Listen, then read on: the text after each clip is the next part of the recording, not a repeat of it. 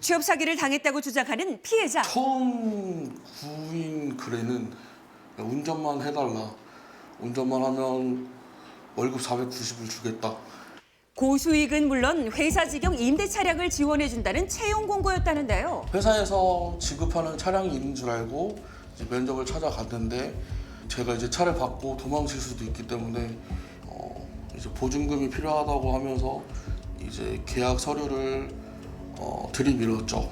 계약 서류에 불러주는 대로 빈칸을 채우라고 했다는데요. 모든 건 일사천리 이루어졌습니다. 계약서에 사인하고 있는 중간에 들어와서 대출권 끝났습니다.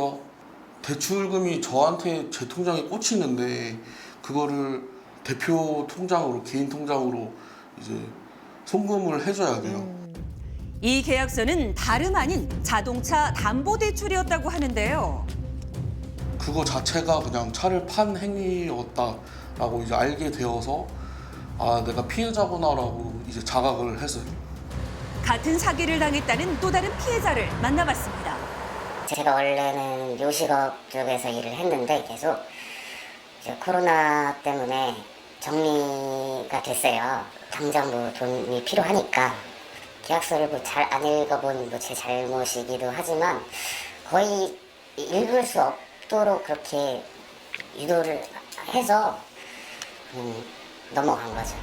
계약서를 읽어보려고 하자 정신없이 말을 걸었다는 면접관. 결국 계약서의 내용은 제대로 파악하지 못한 채 사인을 했다는데요. 이런 계약 제대로 계약서 인정될까요? 지금 살펴보면 굉장히 여러 장의 계약서를 작성을 하셨는데 다 제목이 굉장히 이상해요. 그래서 면접 및 계약 내용 확인사항. 면접 내용 확인한다는 문서를 왜 쓰겠어요? 뒤에 근데 주는 계약 내용 확인 사항이 되고 그 계약 내용 확인 사항에는 대출에 관한 내용이 들어있었던 거죠. 제목에 구속되지 않는다는 거예요. 법적인 효력은. 네. 그래서 돈을 빌리는 게 반드시 제목이 차용증이어야 되느냐, 그렇지 않아도 된다는 거죠. 자세히 보면 계약서의 제목과 내용이 180도 다릅니다. 그래서 의심 없이 사인을 했던 상황인데요.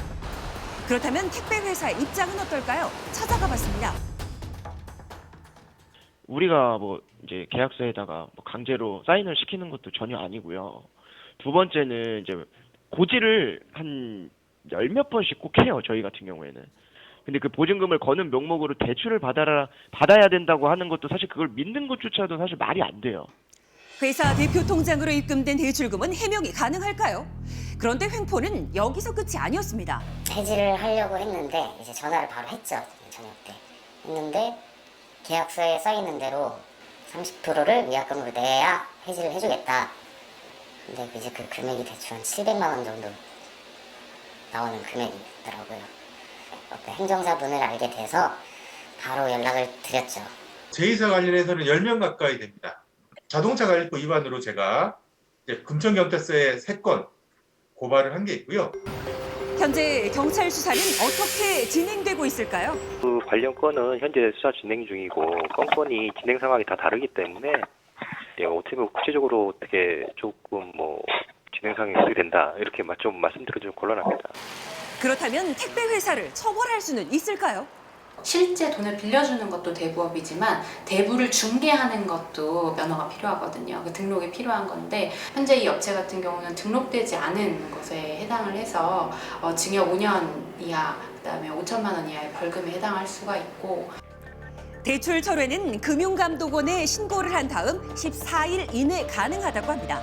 열심히 좀 일하려고 그렇게 그런 사람들을 좀 이용하는 게 좀 나쁘다고 생각되고 더 이상 저 같은 피해자가 없었으면 하는 바람이지.